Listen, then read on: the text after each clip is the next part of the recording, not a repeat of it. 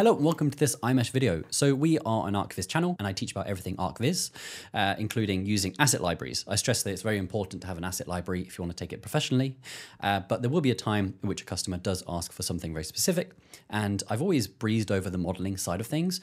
However, that is very important to still understand, at least to have some basic understanding of how most modeling things are done, so that you can actually create an asset if the customer asks for it. So I've put together a full modeling tutorial. And it ended up being quite a big one. I think I actually covered quite a lot of techniques in this video. And I do think that lamps are also very, very important to architectural visualization scenes. So I do recommend you watch this video and learn how to make something like this, because it will be very important going forwards. As I did mention, we are an asset library and we do have an absolutely huge sale right now, 50% off. This is our biggest sale ever. 2,300 assets worth $16,000 for $75. If you were going to buy all the assets individually, which is absolutely insane. And the time is running out. So if you are looking to get your hands in ArcViz, now is the time. If you get this library, you'll be able to make most scenes that most customers ask for. And you can actually start making money from that. And there are many people in our Discord group who have said, thank you very much for this service, because they're actually starting to get paid work, or they start working in studios and it's actually paid for itself time and time again. So if you're looking to do one last investment for 2024, this is absolutely the one to do. And we also have a brand new course out, which is also half price, which is 9 full hours on how to create a massive exterior scene, which has thousands and thousands of dollars worth of potential money earning for a project like this. So do check out iMesh if you're interested in that. But for now, let's jump straight into the video and learn how to make a lamp.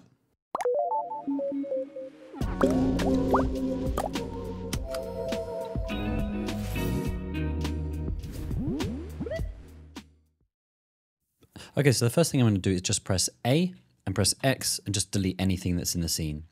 Then what I'm going to do is do Shift A. I'm going to add a mesh and then I'm going to add a cylinder. If I press N and go to item, I can then see the different scale and dimensions of the objects. So now what we're going to do is just press S to scale this down, or you could just type in the number here. So I'm going to type in 0.01. And if I press the point on the number pad, you can get taken straight to the object. So we know that this is now 1 centimeter thick. Then I'm going to scale this on the Z axis so that it is then 30 centimeters long, or I can also then type it here, 0.3. Now we can see that the scale of the object is very strange. So what I'm going to do is just do Shift A and apply the scale. So this all gets reset back to 1. Otherwise, you're going to have some problems later on if this is not reset. So I'm going to go press 1. I'm going to press R, 90 degrees. And again, we have now a rotation applied to the object. So I want to do Control A and apply that rotation. Now what I'm going to do is click the spanner, and then I'm going to click here and add a mirror modifier. Now then, if I press 7 to go to top view, I can press Tab to go into edit mode, and then I can rotate this object, and we can see that it's being mirrored on this axis. So I'm going to press R and rotate this about 45 degrees. But I only want 1/2. So what I'm going to do is click bisect. And then we can see that has now cut off the other excess past that mirroring point. And then what I'm going to do is go over to here and do Control A to apply that, or you can just click here and click apply. Right then, now what I want to do is this is going to be like the point which is going upwards. So I'm going to rotate this like this at 45 degrees.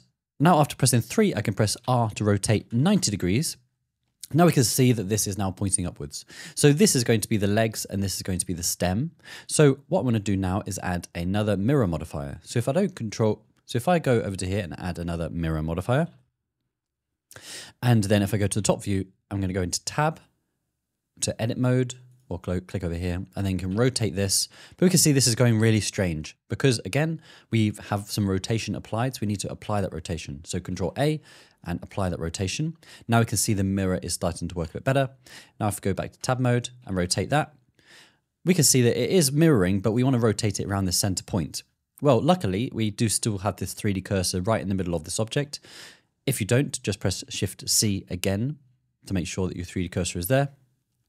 It should still be there if you haven't changed anything. Or you can do Shift S and do cursor to selected. Basically, it needs to be right in this origin point of this center object. Now what I want to do is go over to here and transform pivot point. Click on the 3D cursor. I'm going to press 7 to go to top view. And then I'm going to press Tab. And then we can rotate like this. So I'm going to type -30 degrees. Now, if I go back down to this object, we go look to here, we can still see there's some extra geometry being created, which we don't need. So I'm going to click bisect, but now we have lost the legs. So if I flip that, we then get some geometry back. But we are getting some strange artifacts still. That's just because the object is quite small and the bisect distance is 1 millimeter. So these parts are being joined when they shouldn't. So what I'm going to do is just click on here, press 0 on here to make the bisect distance even smaller, press enter. Then we can see the cylinder has now come back to how it should be. Right then, let's now apply that. So Control A again with your mouse here. Now what I want is one leg going this way. So if I rotate this like this, so let's type in -120, I basically want to mirror it on this axis like this, so we get another leg here. So I'm going to add another mirror modifier. If I go into edit mode and rotate this, we can still see again that the rotation is a little bit off. That's because again, there is the rotation applied to the object. So I'm going to do Control A and apply the rotation. And then we can see the extra leg has now appeared, but we do have some strange geometry going on here. And as you can probably imagine, we need to click bisect again. And we have now lost another vertex, which we want to come back. So let's do the same thing here and do that. So there we go. So now we have a cylinder that goes in 4 directions. Now then, this method isn't 100% perfect. This cylinder is no longer 100% round, but we will add a subdivision surface in a second, and we'll also smooth out some of these edges just to try to make it as round as possible. So what I'm going to do is just apply that rotation. But what I do like about this method is how flexible it is, and I just thought it would be interesting for most people to actually see how to make something like this using just mirror modifiers. So if I go to the top here, we can see there's extra geometry on the top. I'm going to click on this one and click with pressing 1, 2, 3, 1, 2, 3. So with pressing 1, click on this one and click X and dissolve vertice. And we can see that this is kind of round, but this one is thinner than this one, and it kind of is a strange shape. But we know that this needs to be round. And it also looks like if I hold down Alt, I should be able to click and it should be able to select that whole loop, but it looks like there might be extra geometry going on here. So I'm going to press A and merge by distance. And I still, for some reason, can't select that. So there's definitely something going on here. I think there might be some extra edges on here. What I'm going to do is press A, M, merge by distance, and then I'm just going to increase the merge by distance. So let's try 0.002. And I'm looking down here to see if extra vertices are being removed. So let's increase this to 5. There we go. So 3 has been removed. Has that been the 1? Yes, that has. So now we can select this whole top by clicking Alt. Then we can select that. But we can see, like I said, it's not completely round. So if I go to Edit, Preferences, and then Add-ons, or Get Extensions, I believe, and just type in Loop Tools, you should have an option here, and just click on Install, and then it should install for you. Then you go to Edit, and then you should have an extra one. Ignore all this. You should have one called Loop Tools here. And now I just want to click Circle. And there we go. So it's going to try to even all of these out and make that into a nice circle. So let's go down to the bottom here and let's have a look at these ones. And also, like I said, this isn't a most perfect method for creating this shape, but I do think it's also good to know that these tools exist anyway. So let's continue. So we can see this is quite big, whereas these then get smaller and smaller. But I do think that they should be the same length. So if I hold down Alt to select that whole loop and click space, we can see it then tries to even everything out. And that to me looks a lot more how it should be. So let's do this one, click space, let's click this one. And what you can actually do is do Shift R and you can repeat the last action. So as that was the last action we did, it's going to repeat that. So if I do Alt, Shift R, it's going to keep doing that. So let's do that to all these edges.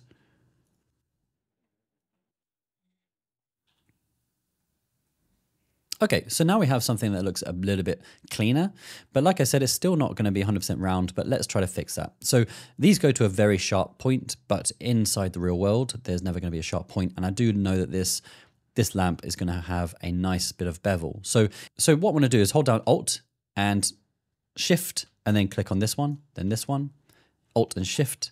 And what I'm basically able to do is just select all these edges. Right then, so with these selected, what I can do is do Control B and then use the middle mouse wheel to add some extra bevel here. But this is not really ideal because if I end up applying that like this, end up doing something else, then come back to it, I can no longer edit this. So you want to make this as non-destructive as possible. So go to Item, then I'm going to click on Mean Bevel Weight and then slide that to 1.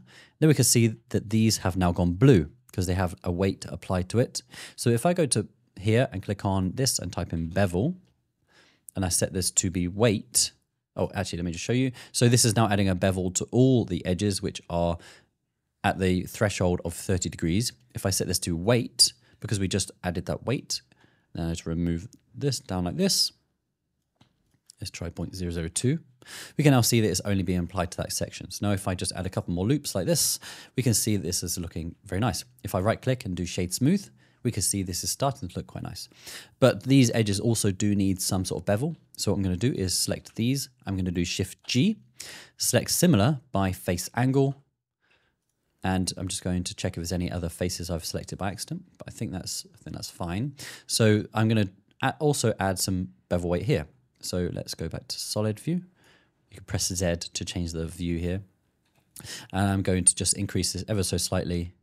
And we can see that this is now, it's basically a factor of how much of this is going to be applied. So this is set to 0.002, but I'm saying I only basically want 30% of that to be applied. So something like that is fine. So now we can see we have a nice bevel on these edges as well. But if I zoom into here, we can still see that there's some jagged edges. So something that would be quite nice is to add some more geometry to smooth this out even more. So I'm going to do Control-1, and that has now added a subdivision surface. I can also go here and add a subdivision surface here. Now it is important that the subdivision surface comes after the bevel. So if I grab this and drag this to the top, it's going to go a little bit weird because that is the wrong order. I want it to add the bevel, and then I want it to be subdividing afterwards. And also I am going to turn off use surface limit. I do find that this is sometimes quite slow. Now this is trying to basically create the same shape as to what would happen if I was to add lots and lots of subdivisions to it. Whereas if I turn this off and then add in more and more bevel, the shape is going to be changing more and more. But I'm not going to be adding too much bevel anyway. And I do find that this is quite slow. You can see there's a bit of lag when you're enabling it. And when there's quite a lot of polygons, this adds up quite quickly. And for the benefit of this particular model, I don't think we're going to need it. So I'm going to just disable that. Right then, so this is starting to look a bit cleaner. So as we can see, there's now more geometry added here. If I turn this off, I'm actually going to set this to 1 for the render. Turn this off, we can see there's 1, 2, 3. Turn this back on, there's now 1, 2, 3, 4. I think there's now 6. It basically halves each edge. So that is a lot nicer. But if I go to the front view, we'll be able to see actually that the subdivision surface is trying to even out all of the edges. So if I add a line here, we can see that as it goes along, it's getting higher and higher and higher. Whereas this is a pipe. So this pipe should be completely straight all the way along just until this join. So I need to add some more geometry to tell the subdivision surface what to do. So if I go into edit mode with tab, I'm going to do Control R and then click here and then pull in this edge, something like this. So now I've go to the front view. We can now see that this edge is now completely smooth, except we might need another edge at the end here because it is starting to fall off towards this edge, but that is fine. But we can see this is now tightened up. So if I add another loop here, Control R, click and drag that in, we can see just at this point here, we can see that this geometry is being pulled in nice and tight like this. And then add another one here. I'm just going to eyeball it. It doesn't need to be 100% perfect. Nothing in real life is perfect anyway. So there we go. So that feels a lot nicer to me. This is not a lot smooth. This is now a lot smoother. And it feels like a really nice join for all of these edges. Right then, the last part of this main shape is going to be that this is going to come off at an angle. And I do want this to come off at this angle in relation to this leg so that, so that when there's lots of weight on this, it's going to be falling onto this leg. I believe that's just how it would work in real life. So press 7, top view, rotate this minus 30 degrees. And then I can have this edge going this way. I will just apply the rotation just in case. And then I press 1 to go to this front view. I'm going to go press tab, Z, and go to wireframe mode. You can also click up here if you wanted to. And click on this one, do Shift S, cursor to selected. And now I have the cursor up here. So what I'm going to do is I'm going to press F3 and click on spin. And then I'm going to set this to be 30 degrees. We can see that it started to spin this top edge. So if I play with these, so if I hold down Shift, I can do this at smaller increments. Whereas if I do this like this, it's going to be very, very fast. So if I hold down Shift and do this, we can see we get some extra edges going up there like that. Depending on if you've applied the rotation or not, you may need to play with some of these other axes until one works, but it should do something like this. Then we have too many edges, so let's reduce those something like this. Now if I press E, and that will extrude out this edge, and I want it to be roughly this long, and I do want this, maybe this part to be a little bit taller as well, so let's bring this up like this. Okay, come back into object mode, and we can see now we have the base shape. Now then, one thing that we can also see is that these edges are also blue, so they have some weight on them, because this top one that we used to extrude out also had some weight on it, but we don't need weight on these because that will add some geometry which we don't want in this area. So as we can see in wireframe mode, there's now extra geometry, which is going to be a problem. So what I'm going to do is go to edit mode, press tab, let's go to wireframe, let's just select all this, press N, and then I'm just going to remove this, set it to 0. So now there's not going to be some edges here. The problem is if I was to add some more subdivision surface with this extra bevel, we're going to start to see some is it called faceted edges? Some extra edges that are very obvious here. And we want the subdivision surface to be as smooth as possible. However, now we have removed that, we can see that there's going to be some fall off where the subdivision surface is coming up and it's trying to smooth out this whole edge. Whereas this is a pole, so this should be completely smooth right up until the join. So if I do Control R again and slide this up, let me actually do that a bit closer so we can see. Control R and click and slide this up. If we look up on this left-hand side, if I bring this up, we can see this edge being pulled right up to the top. So I want this to be something like this. And the same can be said for this edge. So let's do Control R, click, and just drag this down. We can see that that now tightens up like that. So let's click this here. Now we have a nice smooth corner, and this still has some weight, which is good. And now I think it's time to add the globe on top. So let's press 1 to go to the front view.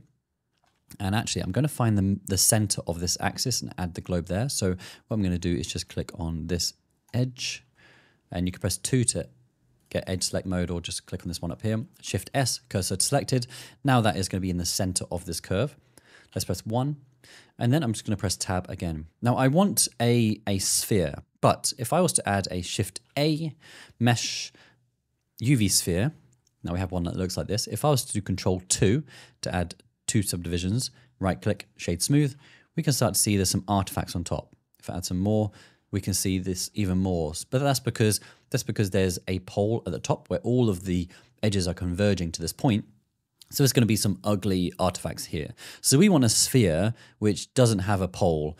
Now, if I delete that and then I just go to Edit Preferences, then I type in Extra Objects and just make sure you have Extra Mesh Objects installed. That was an update. And then I'm going to do Shift A, Mesh, and we have one here called Rounded Cube. So if I go to the radius, set this to be 1. I'm also going to change this to be 8 to add some more geometry. Now we can see this is basically a cube, but it's rounded. So it almost looks like a cube here. And we don't have that pole at the top. There is now only quads, which is nice. So let's press 1. Let's go into Tab, wireframe mode, and just scale this down. I think something like this. And then I'm just going to press G and just move this over here like this. Okay, now I'm going to do Shift S, cursor to selected. I want to create the connector part here. So I'm going to add a Shift A. This time I will actually add a UV sphere. And let's just scale this down just so that it's basically surrounding the whole shape like this. You're going to get some strange artifacts because it's basically exactly over the top of the surface of the other one. So it's struggling to figure out which one should be in front, which one shouldn't. Okay, now what I'm going to do is I'm going to rotate this something like here. I believe it should be minus 60 degrees because we spun this at 30 degrees. So 30 degrees minus 90 is 60. So this should be the correct angle for this, right? And then what I'm going to do is I'm going to go into edit mode. I'm going to press 3 to get face select.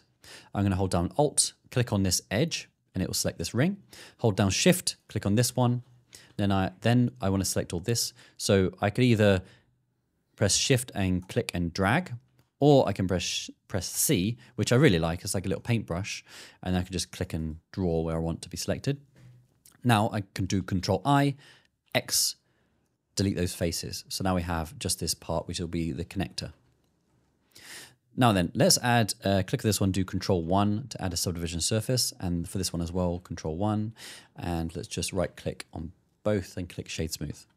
So let's just try to figure out where this one should be. So let's go to here and let's just bring this down like this. Okay, and I think that's probably going to be about the right size. Now then, so let's start adding some more geometry to here. And we can see here that artifacts has come back, which I mentioned, but that's going to be removed in a second. So let's just work on here. So we can see here that this object is 2D, whereas this is going to be a real life object. So this should be geometry here. So let's click on here. And basically what I want to do is if I click on 2, edge select, hold down Alt, click on here, press 1. And then if I want to basically extrude this out so it goes through this object. However, when you press E, this is kind of loose, like you don't really have any guide. So if let's just press Shift, Control Z to undo that. And if I press F first, it basically will create a face. Let me just turn this off. It'll basically create a face. And now if I press E, so now it's going to be extruding on the actual normal direction of this face, which is really nice. So let's just bring it out to like here. I'm going to press X and delete that face because it's going to be inside this object. We're not going to see it anyway. And then what I am going to do is I'm going to add a bevel modifier. I'm also going to set this to be weight. And then I'm going to go into edit mode, press 2, press Alt, click on here. And then I can just add, I'll press N and go back to item and add some bevel weight, set that to be 1.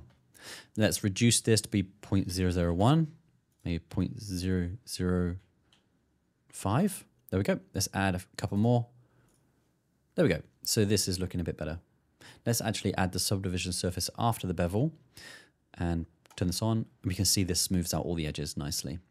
Right then, so let's fix this. Well, this is actually going to be where it connects to this pole here. So I'm going to click on this object here, go into edit mode, press 3, and then I can press, just click over here to deselect anything, press C and just select this. I'm then going to press I, something like here, drag that in, click, and then press E and extrude that out. Something like that. Right then, as we have the subdivision surface, we can see it's trying to smooth out this corner. So we do need to add bevel weight here as well. So let's press 2, Alt, click, and then I can add mean bevel weight as well. So now if I add the subdivision surface, we can see that this smooths everything out. There was just some artifacts just a little bit here. So what I am going to do is I'm going to go press Tab, do Control R. I'm just going to add a couple more loops here, and then a couple more loops here. And that should be nice and smooth then. Now this is just completely connecting straight through this object, but I think that should be fine for now. If it's going to be a detail we see, maybe we add some more detail, but I think this is probably fine. So we now have the sphere, we have this and this part here. So let's start adding some more details to this bottom runner. So let's go down to here. Right, so what I'm going to do is add basically a loop here at the same distance on all of the edges. So I'm going to do Control R. Let's just slide this long. Then I'm going to press GX and type in 0.12 minus. All right. Now I want to add one to this one, but I can't really do Control R and then GX because it's going to be on that axis. So what I'm going to do is just rotate the whole thing. So I'm going to do Shift S, cursor to selected. Sorry, click on this one only. Shift S, cursor to selected to make sure this is the origin. Then I can press A and then go to 7. And then I can rotate everything on that point by 120 degrees. Now I can add the extra geometry. So Control R, add the loop, GX minus 0.12. Go top view again, A, R, 120. And then Control R, slide that long, GX minus 0.12. There we go. So now we have some edges which are all at the same widths. So what I'm going to do is just select all of these, holding Alt and Shift, and then I can do Control B. And if I use the middle mouse wheel, I can add more geometry. So I'm going to add 1, 2, 3. I think that should be fine. Then I do Control minus. Now, if I do Alt S, because I basically want to create an inset, but we can see that the edges are being pulled in as well. So if I do Control minus again, then do it, we can see because we have this extra loop here, it's basically telling the subdivision surface, I don't really want this bit to be pulled in. So let's just do this like this, and then mean crease, I'm going to slide that to be 1.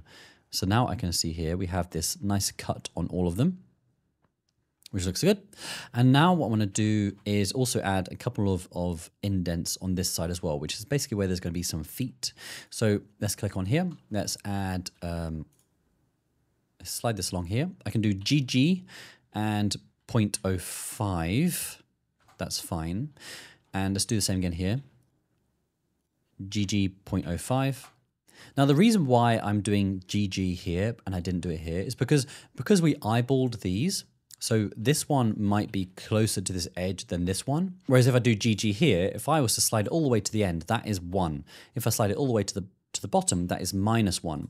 Now, as these were different distances away from the beginning, I wanted this cut to be exactly the same distance away from this edge as all the others. So because I eyeballed these, it will mean that if I did GG 0.8 on this one, this will be in a slightly different place to this one. It might be just ever so slightly. Whereas now, because we have added this cut at the same distance away from this end, I do know now that if I do GG 0.05, that will be the same distance away on all of them. Anyway, right then, I can also see there is an extra edge here, so I'm going to click here and do X dissolve edges because I don't want that there. Now what I'm going to do is select these edges we just created. And then I'm going to do Control B.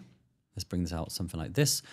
This time I'm going to add 1, 2, 3, 4, 5.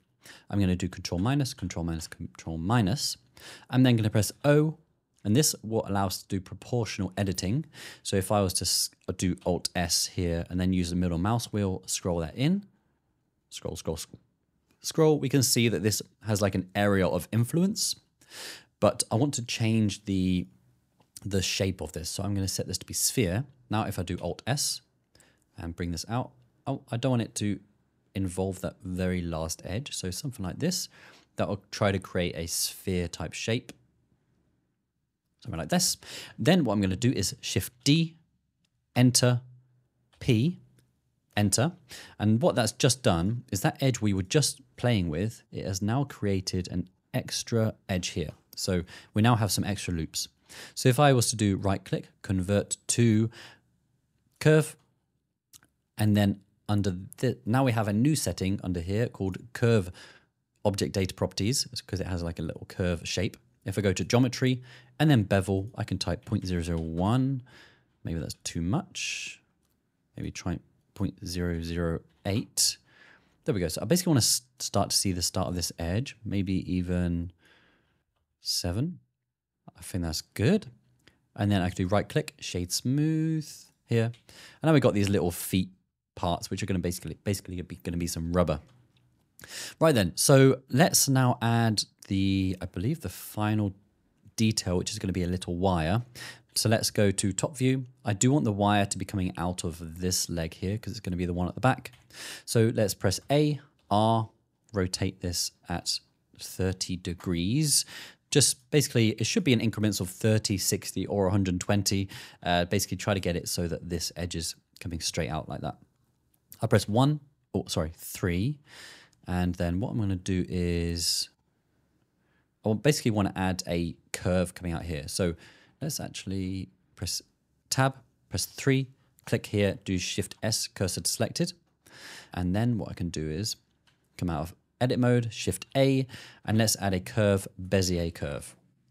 Now let's scale this right down, press Tab, and this has basically created a curve that looks like this. So let's rotate this on the Z axis by minus 90 degrees.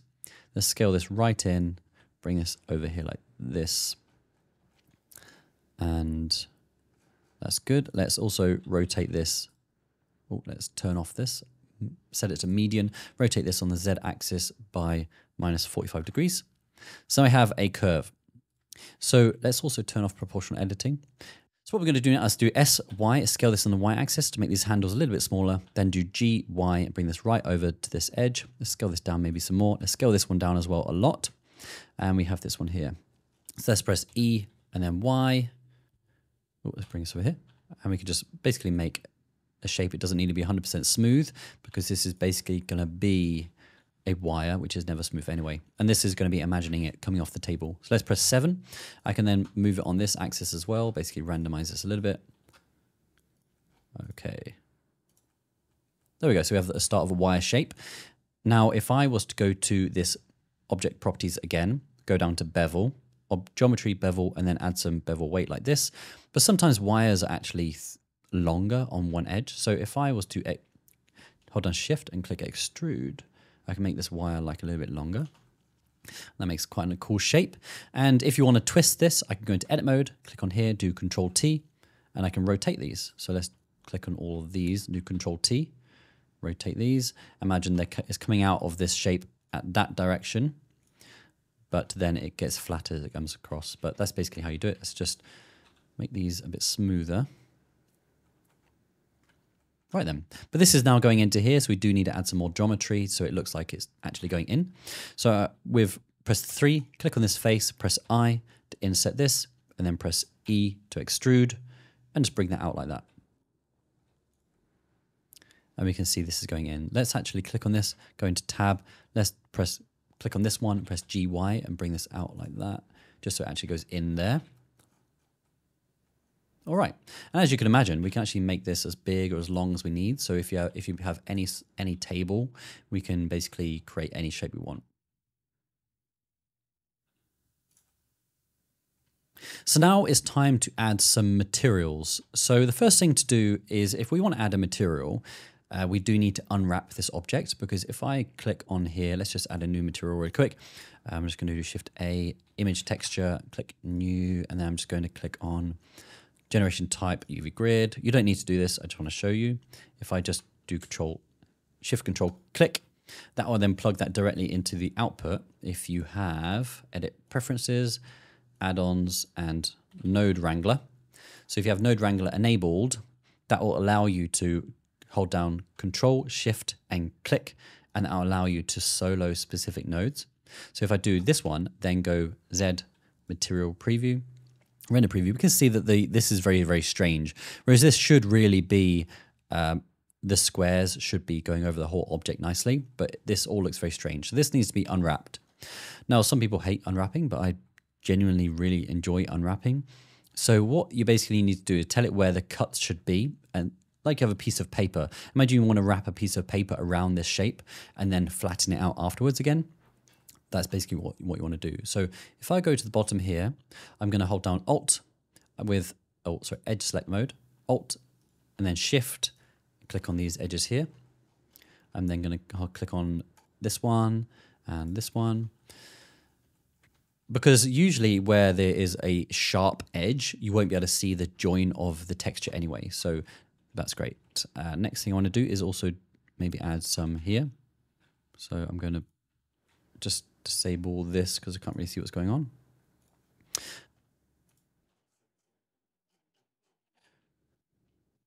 Right, select all these edges. Right then, I'm going to do right click and then mark seam. Now if I was to press A, U, unwrap and just do angle based. Now if I do render preview, we can see now that the squares are starting to look a lot better. They are now covering the whole object. And basically where I've created the seam at the bottom, where there is a join and it doesn't look 100% correct, because I've added the seam at the bottom, it will mean that we won't be able to see that because it's going to be on the table. So now we do have this whole arm here. So we do need to add a seam as well. So we need to add the seam in the place where people are going to see it least likely. Now I imagine people are probably going to see the lamp either from the front view or maybe slightly from this angle, so we can see this edge, but probably very unlikely we're going to look at it from this angle. So that's where I'm going to add my seam. So I'm going to hold down. So I'm going to press 2. I'm going to press Alt, click here to select this whole edge going up along there, but I don't want it to interfere with this seam. So I'm going to press Z, go to wireframe mode, press C, hold down Shift, and then I could just paint out the ones I don't want to select. All of these. And then I could do right click, mark seam, because this whole object unwrapped perfectly fine. So we just need to play with this one. So let's just enable this again. All right, so this now looks good. And let's also add a seam at the top here, mark seam. Now if I press A, U, unwrap, and then press render preview, we can now see that this is looking a lot better. Now at this seam, there are some strange artifacts happening. So under the subdivision surface modifier, what I'm going to do is go to here and click keep corners, and that should generally fix most of that. But but it's probably going to be right at the back of the model anyway, so we probably won't see it anyway. So that's great. This is looking nice. Next thing I want to do is unwrap this one. So if I do click on this one, hold down Shift, click on this one to do Control L and link materials, we can see this actually looks quite good up until this point here. So what I'm going to do is I'm going to go into edit mode and let's actually go to material preview. What I'm going to do is click on this corner here. Actually, I can't see it. Let's turn off bevel. This one here, mark seam. Now if I press A, you unwrap. This actually looks a lot better. The squares are a lot more uniform. And then, but this one is still broken. So we need to add some more. We need to add some more here. So we're probably not going to see it from the top view. So let's add a seam there. And actually mark seam here, but I also see there is these edges here, but that's probably just going to cause problems. We can't see these edges anyway because it's inside there. So I'm just going to press X, delete these faces. Now if I go to material preview, A, U, unwrap, now we can see now there's squares here as well. But we do generally want all these squares to be the same size. So what I'm going to do is click here, go to the UV editor, and we can see here we have basically this unwrap. So this is referring to this piece. And then this one is referring to that piece. So I'm going to press A, and press S to scale this down. I'm just going to eyeball it until these are roughly the same size. I think something like this, right then. And right, I think that looks good. So now this is ready for a material. So I'm going to go to iMesh. And if you go to the free category, if you have an account, yeah, we do have a sale on if you want to get the whole library for $75, which is going to be 2,300 assets. Now, if you scroll down here, there is an inflatable dog. If you just log in and click on download, you could download this because this is a pre-made material and I think that will look good. So what I'm going to do is I go to File, Append. Right then, so I've clicked on File, Append, and I've gone to that folder and I have the .blend here. So once that's downloaded, double click on here and then click on Material, and then there's one called Metal Chrome Marked. Well, it's actually more of a gold, but never mind. Let's click on this object, go back to Material Preview, and then click on Metal Chrome Marked. Now we have the metal. Let's also click on this one, Control L, link materials, and now we have this chrome. Now then, I'm going to go to Render Preview because the final render will be done in cycles, so I do want to see how this is going to look here. So what I'm going to do is just adjust this material ever so slightly. I'm going to go to the Shader Editor. And what we can see here is that we have a few textures. So we have this texture, which is a nice one going over the whole surface. And then that's being mixed in with this one, which is making it more dark, which is just making it more glossy. And then that's being plugged into here. So what I'm going to do is actually, I'm going to reduce this factor here. So it's going to be more of the original texture than the black. So this is basically saying, if it's going to slot A, it's going to be the texture. If it goes to slot B, it's going to be black. So I'm just going to reduce this ever so slightly, something like this, because I think maybe having a lot of dirt might be nice. And we can see some artifacts going on here. So we can fix that in a second. Let's just reduce this ever so slightly and reduce this maybe like that. It's going to be a little bit dirty, but that's fine. That actually looks pretty cool. So we also have this normal map. This was quite weak before. Let's just set this to be 1. We can get some nice normal map details, which is going to be adding some roughness to this shape. So if I turn this off versus turn it on, we can see it adds like a little bit of bump over the surface. And then I'm just going to increase this to be 3. So the actual texture itself is going to be presented to be smaller. So if I just increase this, it gets smaller and smaller and smaller. But I think 3 looks good. And now we have this pre-made material, which looks good. But as I said, there is some artifacts going on here. So basically there needs to be some more geometry. So if I press Tab and do Control R and slide that up, we can see that it's basically pulling in these edges. If I do Control R here and do the same again here, we can see that it's basically fixing that edge. Now, I do prefer this method of adding just a little bit more geometry. But if you are very conscious of your poly count, then you can go to the modifiers and you can add a weighted normals, and that'll basically try to straighten out these edges. Now, I do sometimes find that that does make some of these edges quite sharp, whereas in real life, usually they're a little bit more soft. So you can go for this method if you want to, but I generally prefer the look of adding just a couple loops, and that will make it a little bit more smoother. But I think either way is perfectly valid.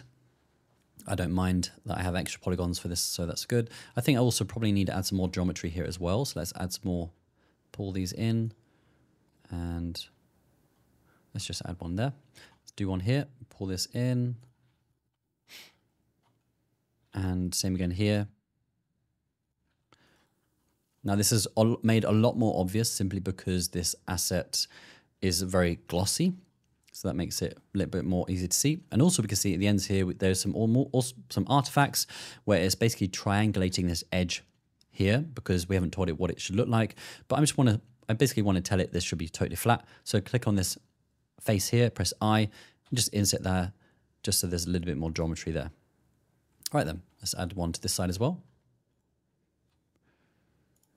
And then the same again here. Actually, this one might be fine. Let's just add one loop here.